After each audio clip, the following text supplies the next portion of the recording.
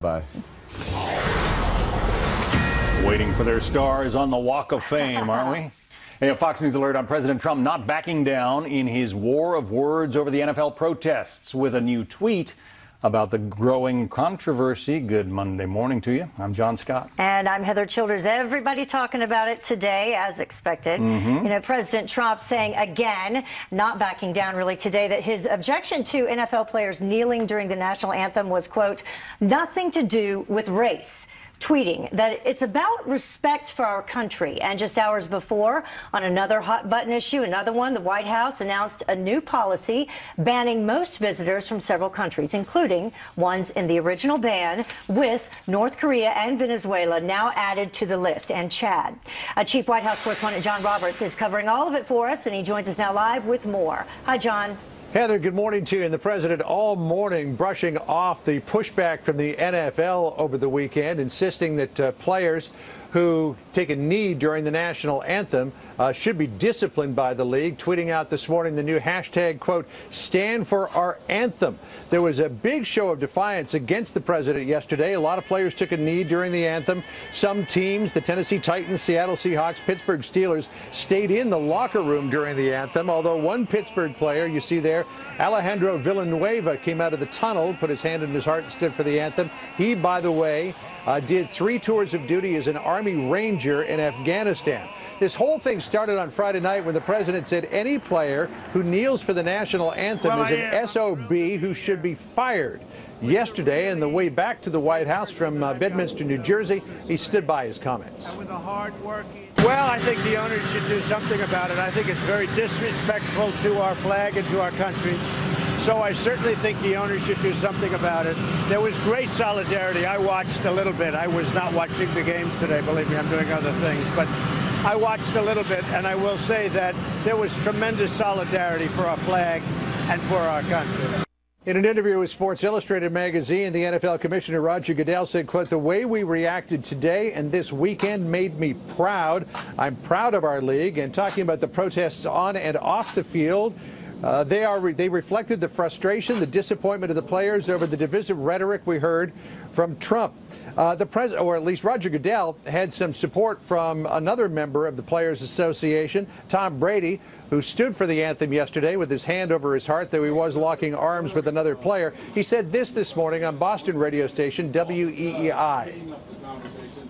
I certainly disagree with, what he said and thought it was just divisive.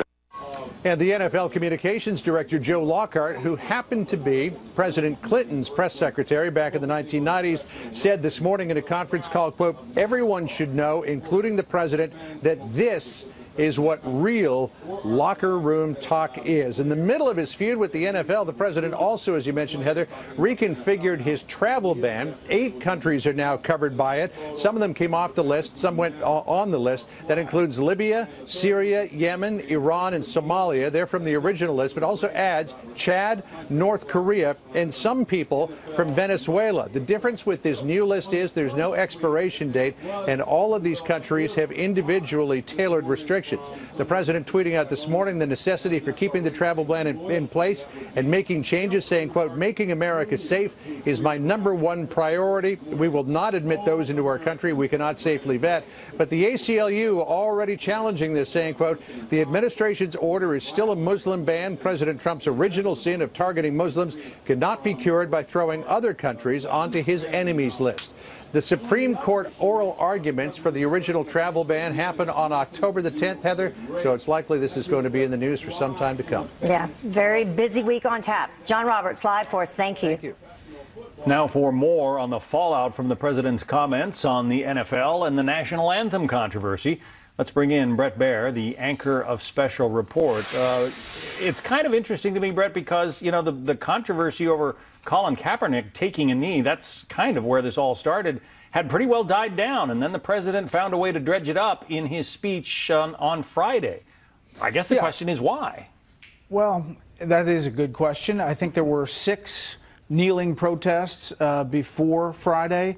Then the speech Friday and the tweets that followed, there were 200 plus, as you just heard from John Roberts, over the weekend in the NFL.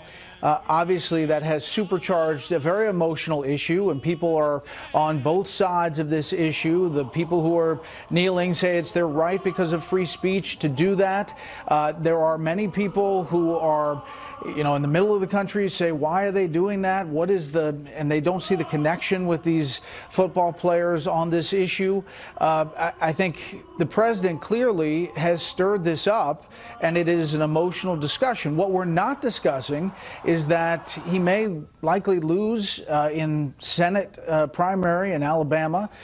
It looks like it's an uphill battle for Luther Strange there. We'll see. We're not talking about the fact that the health care repeal and replace bill is probably on life support in the Senate. And we're not talking about the troubles that North Korea is just in the past hour putting out there. So it's an interesting dichotomy to be talking about all of this that has been stirred up in the past 3 days. But even some of his most ardent supporters have said that they disagree with him on this one. Rex Ryan, one former NFL coach who is a big Trump fan, says he doesn't like what the president had to say. Well, clearly, John, I think that the SOB part of the speech was part that went over the line for some folks, and I think that where his supporters are, that was the moment that they kind of broke off and said that was not the right kind of terminology to be using. The issue itself about whether teams should allow the kneeling or the back and forth is one issue, but how the president characterized it in that speech in Alabama, I think, is another. The New York Times quotes Christopher Ruddy, the head of Newsmax, as saying, "I don't think his intention is to be divisive. He wants to be viewed as strong, but also someone who speaks the truth as he sees it and not afraid what the establishment says about it. He enjoys a fight and a challenge, so that may play into some of this." Enjoying a fight and a challenge is one thing, but there ought to be a goal at the end of it, and a lot of people are mystified as to what the president's goal is here. He knows when he says something what's going to get attention and what isn't. He knows by adding Rocket Man to the sentence in the UN speech that soundbite is going to get attention. He knows by using SOBs that moment is going to get a news cycle. He is the ultimate marketer. Sometimes the motivation behind it, why he's doing that, is in question. And I think it has created this divisive moment where it's definitely a conversation around kitchen tables around America and at water coolers and coffee shops. But does it come to a resolution? We'll see. It does distract from the GOP efforts to try to replace Obamacare, as you said earlier. Senators Cassidy and Graham, who have introduced the legislation, are releasing a revised version of their bill. It sends more health care dollars to the states of a couple of key holdout Republicans ahead of a move to vote on the legislation this week before the protections against a Democratic filibuster are set to expire. Does the idea of sending more money to Alaska and Maine to perhaps sweeten the pot for Lisa Murkowski and Susan Collins, how's that going to fly on Capitol Hill? I can't imagine that Rand Paul is going to be persuaded to vote yes if there's more money going out the door. His problem was that the taxes of Obamacare are still in place and distributing money differently. I doubt that Susan Collins is going to move off her no. Lisa Murkowski from Alaska, possibly. And then you just have John McCain, who has said he's a no already. If you do the math, they're probably one short, and that's what we saw last time. If there is a loss here, it is going to be a big loss as far as looking forward to tax reform and trying to get that across the finish line. So far, the GOP has been dysfunctional in being able to get big pieces of legislation through. And when Democrats were originally trying to pass Obamacare, Republicans were hugely critical of what they called the Cornhusker kickback and the Louisiana Purchase, offering more money to those states who at the time were represented by influential Democratic senators. This is how Washington has always worked. It's much more present because of not only our coverage 24/7, but social media and the like. These bills are out there. You can see them. But this is how the horse trading has always happened up on Capitol Hill. All right, Brett Baer, we'll let you get back to watching some of the horse trading. See you tonight on Special Report. Thanks, right. Brett. Yeah, and as you were speaking, apparently, according to the Associated Press, Rand Paul does say, as expected, he is still a no, even with the revisions to the health care bill. Well, disgraced former Congressman Anthony Weiner, meantime, in federal court today, where he was sentenced to almost 2 years in prison for sexting with a 15-year-old girl. A live report from the courthouse.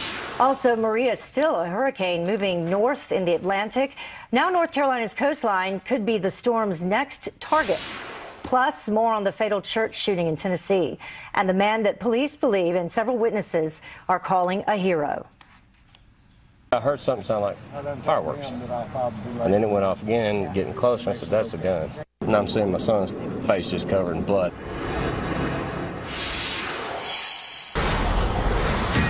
Welcome back. A Fox News alert for you. A hero emerges from a fatal shooting at a church in Tennessee that left one woman dead and 7 others injured. Police now say that an usher at the church confronted that gunman. Jonathan Siri joins us live from Antioch, Tennessee with those details. Jonathan, what do we know, first of all, about this hero? Yeah, he's just 22 years old. Robert Caleb Engel, a longtime parishioner here at the church, serving most recently as an usher. Police are saying that he's a hero, but Engel says that it was the police, the first responders, the medical staff treating him and the other injured parishioners who are the real heroes. But ultimately, it was Engel who confronted this suspect during the shooting spree. Police say the gunman pistol whipped the usher, but during that scuffle, the suspect's gun went off, injuring the suspect, and that is what effectively ended the shooting spree. While being treated at the hospital, Engel issued a statement saying, I ask everyone to pray for the victims, family members of the victims, our church community. Please pray for healing. Also, please pray for the shooter's family and friends. They are hurting as well. The suspect, 25-year-old Emmanuel Sampson, has been released from the hospital and is now in police custody. He faces 1 murder charge in connection with the death of 39-year-old Melanie Smith, also known to parishioners as Melanie Crow. She was fatally shot in the church parking lot before the gunman allegedly went inside the church sanctuary, opening fire and injuring 6 others. Authorities say more charges are pending, Heather. And from what I understand, the usher had a gun that he had registered, went out to his car, got the gun, and then came back inside. Do police have a motive at all? Yeah, police say they're investigating several leads. In the meantime, the FBI has launched a civil rights investigation into this shooting spree. Church members say the suspect was no stranger to them. He had actually attended services at Burnett Chapel Church of Christ a few years ago, but had not been there recently. A man who lives across the street from the church says the congregation is racially diverse and welcomes everyone. Why do you do something like that to good, innocent people? Leaving there praying to their Lord. You don't bother anybody in there praying in the Lord's house. And investigators say Sampson has admitted to shooting at this church. They say that they have recovered a total of 4 weapons, 2 inside the church sanctuary and 2 inside the suspect's SUV out in the church parking lot. Heather, back to you. Yeah, when that usher pistol whipped him, he shot himself in the leg. Jonathan Siri, live for us. Thank you. Well, NFL teams taking a stand against President Trump. Players across the country, arm in arm and on their knees during the playing of our national anthem on Sunday. Our media panel weighs in on the controversy. Plus, a humanitarian crisis growing in Puerto Rico as officials keep a close eye on a damaged dam. Is it at risk of collapse? Also, an outpouring of aid and support is arriving. More on that ahead. My cousin and I and our family still haven't been able to hear from all of our family over there, and we are concerned for them and for everyone on the island. Given the loss and devastation, we need to pay attention and to urgently support Puerto Rico and the Caribbean with donations.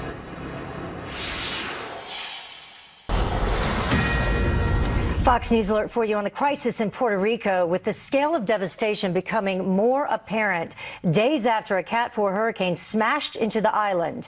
As several hospitals are completely flooded, they're dependent on diesel generators to keep patients alive. And while millions are still without water, power, phone service, all of this after a storm that set Puerto Rico back decades. Garrett Tenney's live for us from San Juan with more on the recovery efforts there. Garrett? Yeah, and Heather, I was just talking with some of the folks who live here in Old San Juan, and there is growing frustration that they are not getting the help that they need. Basic necessities like food, water, and fuel, they are still severely lacking. Power is still out for most of the island, and that is causing some real issues for folks. You need gasoline to be able to run generators, and there's not a lot of generators on the island, but those that have them, that's how they are able to cook, run fans, be able to cook and clean as well around their homes as they try to get this recovery effort underway. There are long lines for just about everything, and you can see these lines, folks have been waiting as long as 9 hours just to fill up on $10 worth of gas, and these lines, they will stretch for as long as a mile or more just to fill up on that little bit of gas. Now, across the territory, there is a severe lack of the water, the food, and just the help to be able to clear roads and debris from people's homes were destroyed. That's what folks are looking for. I spoke with the governor earlier this morning, and he said help is on the way. It is being delayed, though, because of those gasoline shortages. They can't get trucks out to help clear the roads. A lot of parts of the island they still can't get out to see just how bad the damage is. And earlier on Fox and Friends, he laid out just what Puerto Rico is facing going forward.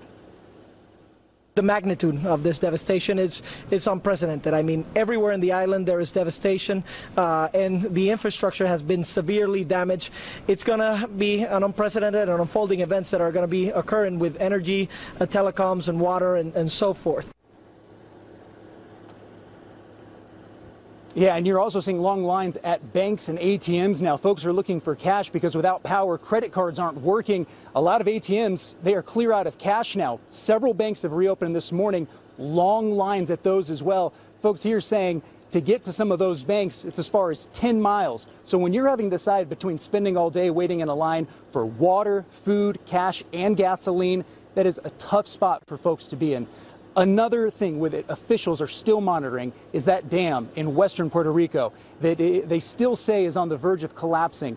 This morning, the governor met with several engineers, and he said he will be giving an update on the status of that dam where they've evacuated more than 7,000 people who are at risk downstream. This afternoon, they're going to give an update on that in a press conference around 2:30. Heather. Let's hope that holds. Garrett Tenney live for us from San Juan. Thank you. And of course, we are tracking Maria's path with a tropical storm warning issued for much of the North Carolina coast as the storm continues to weaken, thankfully. A mandatory evacuation order is already in place in parts of that region. Maria will move slowly to the north through early Wednesday when it should be a tropical storm and then turn eastward, we're told, out to sea and away from the U.S. finally. But as it moves, other parts of the East Coast could be on guard, or should be, for large swells, heavy surf, and rip currents.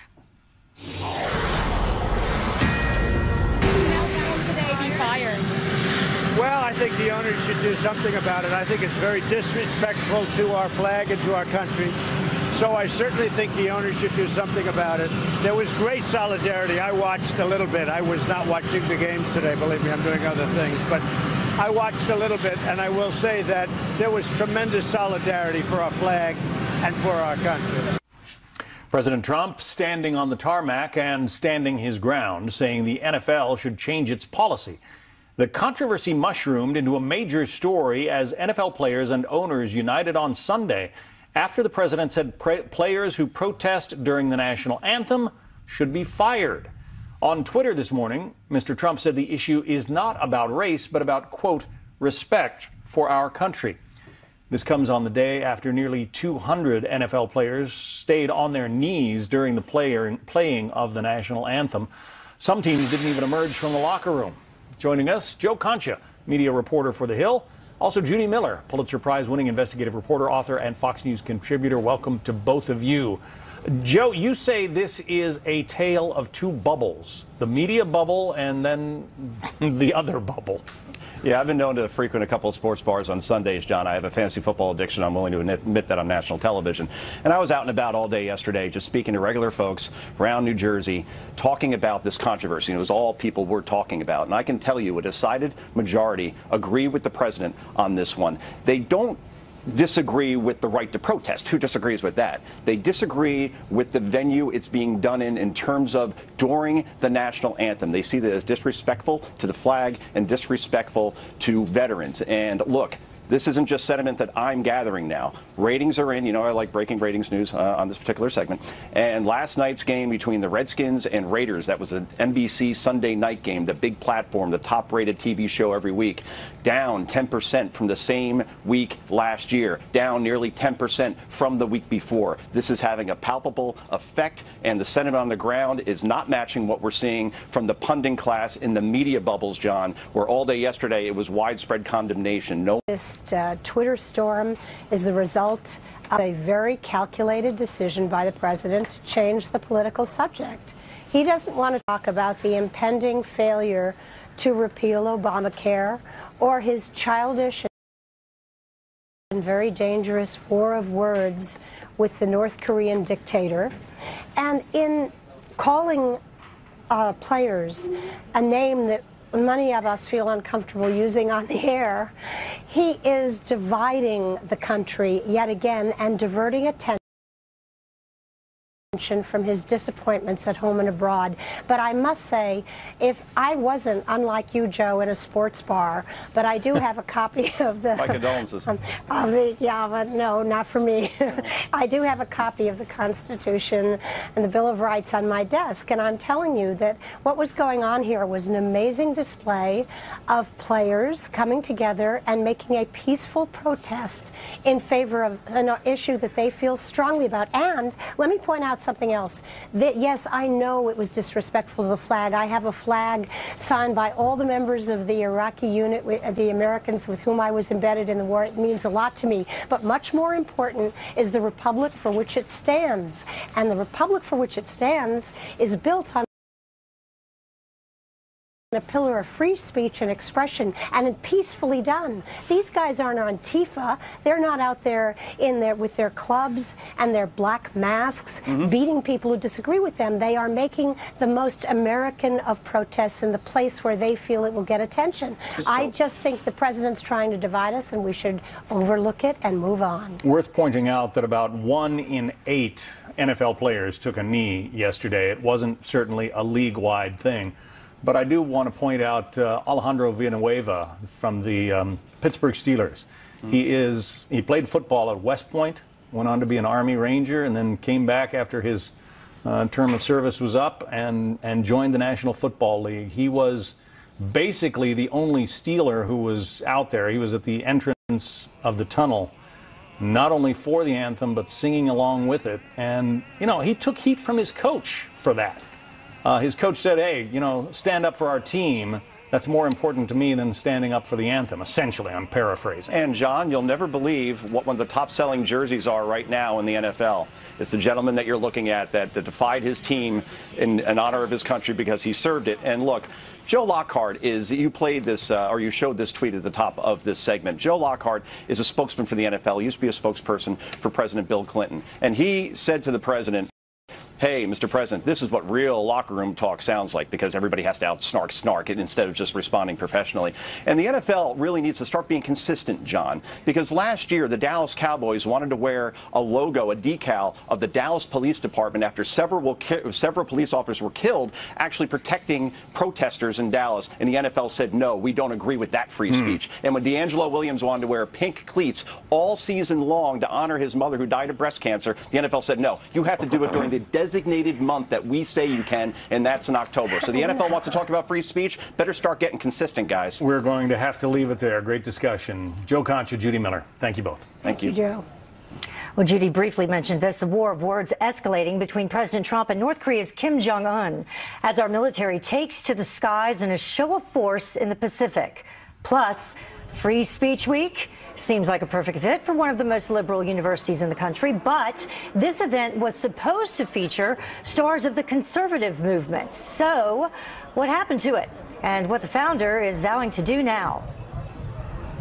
people like Milo come out and they destroy the concept of political correctness, which is what we need to do in this country if we're to restore free speech and intellectual diversity and be able to have open and honest intellectual discourse.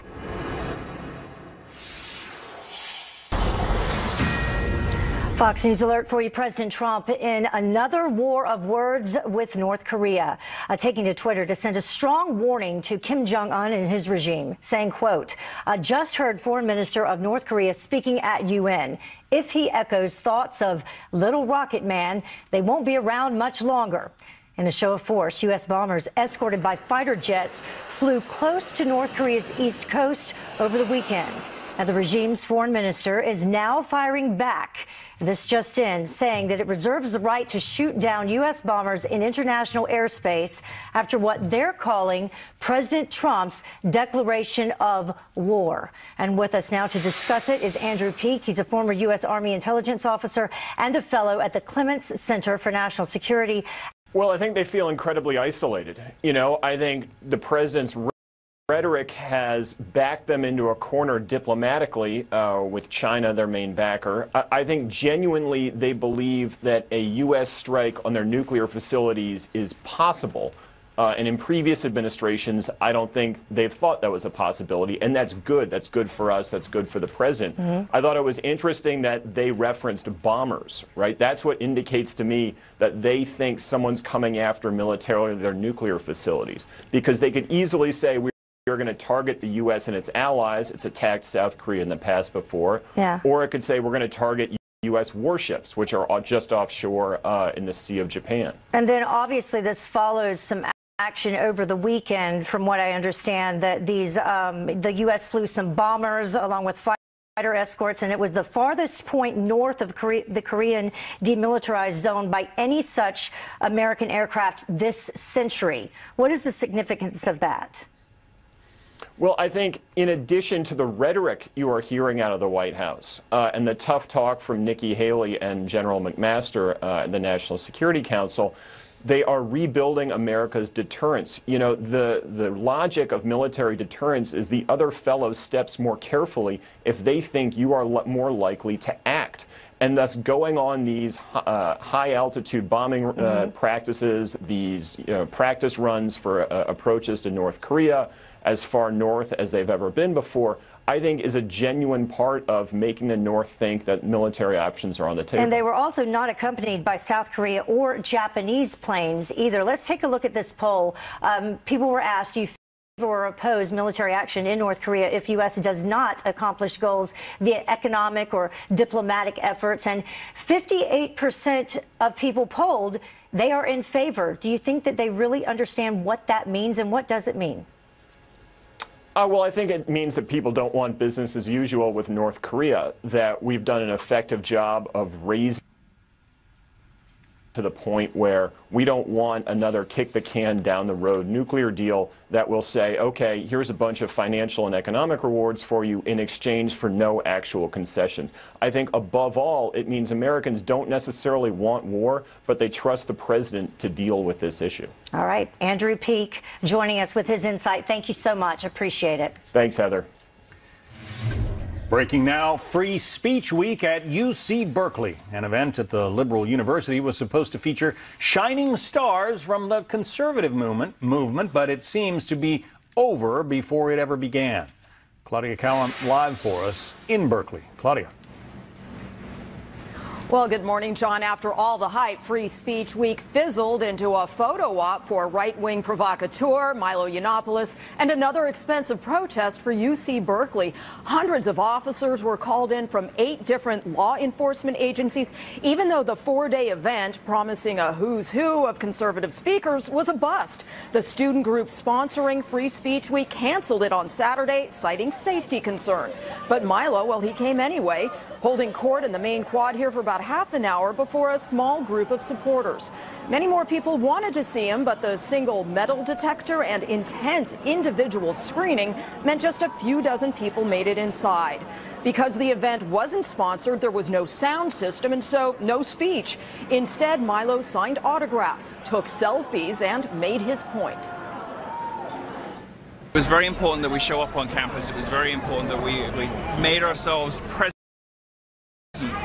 despite the machinations of the university to subvert and to shatter their students' aspirations. But we're going to be back. We're going to be back next April, and I'm going to keep coming to UC Berkeley until they start treating their conservative students with the same respect. He says he was whisked away after being told Antifa was showing up. Those were the masked rioters who caused so much damage when he came here to speak back in February. But there was no sign of Antifa, no violence, and only a few arrests, about 11. Price tag for all the security, $800,000, but university officials say the event had become very chaotic and they